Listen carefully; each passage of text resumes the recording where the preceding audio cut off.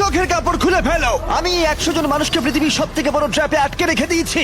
সিলিংটা নামাও। আর এটা হলো বিশাল 5টা ট্র্যাপের মধ্যে প্রথম, যেমন এই বিশাল পেইন্টবল ওয়্যার জোন অথবা এই ডায়াবলিক্যাল স্পিনিং মেশিন। সবকটাই ডিজাইন করা হয়েছে কন্টেস্ট্যান্টদের কঠিন পরীক্ষার মুখে ফেলতে।